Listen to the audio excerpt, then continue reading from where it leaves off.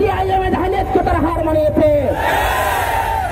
আমরা পৃথিবীর ইতিহাসে আইএমএ জাহিলিয়াতের ইতিহাস পড়েছি, কিন্তু আমরা দেখিনি। কিন্তু গতকাল ভিডিও ভোটারের মধ্য দিয়ে আমরা দেখেছি একজন মানুষের উপর কিভাবে নৃত্য করা হয়। আমরা এমন হত্যাকাণ্ডের তীব্র নিন্দা প্রতিবাদ জানাচ্ছি। আজকের এই বিক্ষোভ সমাবেশ থেকে আমরা উদাত্ত আহ্বান জানাতে চাই, প্রশাসনের কাছে আমরা দ্রুত অনুরোধ করতে চাই, যারা এমন হত্যাকাণ্ড ঘটিয়েছে তাদেরকে অতি দ্রুত গ্রেফতার করুন, এবং তাদের ইন্দোরে হত্যাকাণ্ড ঘটানো হয়েছে তাদেরকে অতি দ্রুত গ্রেফতার করে দৃষ্টান্তমূলক শাস্তির অনুরোধ করছে। সম্মানিত উপস্থিতি, আমরা সেই হাসিনাকে দেশ থেকে পালাতে বাধ্য করেছিলাম। আমাদের একটাই উদ্দেশ্য ছিল এদেশের মানুষ শান্তিতে অধিকার করবে, কিন্তু আমরা দেখতে পাচ্ছি এদেশের বিভিন্ন জায়গায় গ্রামে গঞ্জে শহরে বন্দরে নতুন চাঁদাবাজের আবির্ভাব হয়েছে।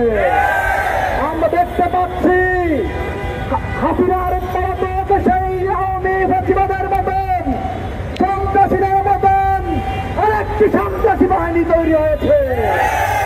আমরা দেখতে পাচ্ছি 22 অক্টোবরে যে হাসিনা নৃশংস দেখিয়েছিল তেমন নৃশংসতা কালকে দেখিয়েছে বিএনপি সন্ত্রাসীরা।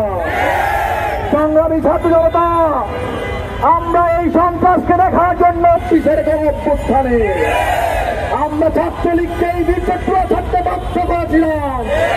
ছাত্রলীগের প্রতাপশালী সন্ত্রাসী গণিকে চট্টগ্রাম ছাড়তে বাধ্য করেছিলাম। আমরা দেশের বড় বড় গুন্ডাদেরকে এই দেশ থেকে দাঁড়িয়েছি একটাই উদ্দেশ্যে, দেশের মানুষকে শান্তিতে বাস করার সেই সৌভাগ্যটা দিব। সংগ্রামী উপস্থিতি, কিন্তু আমরা দেখতে পাচ্ছি এদেশের বিপ্লবের পরবর্তীতে একটি দল গ্রামে গঞ্জে চাঁদাবাজি শুরু করেছে। তারা চাঁদাবাজিতে আওয়ামী লীগকে হার মানিয়েছে। আওয়ামী লীগ গ্রামের গরিব মানুষের কাছ থেকে চাঁদা দিত না, কিন্তু বিএনপির সন্ত্রাসীরা সেই ইতিহাসকে নতুন ভাবে তৈরি করছে। এখন মানুষ বলতে বাধ্য হচ্ছে খেলাধুলের পল্টনে 10% যায় লন্ডনে। আমরা এই 10% লন্ডনে গিয়ে দেশের খবর দিতে পারবো না। ইনশাআল্লাহ এদেশের ছাত্র জনতা যে বিপ্লব করেছে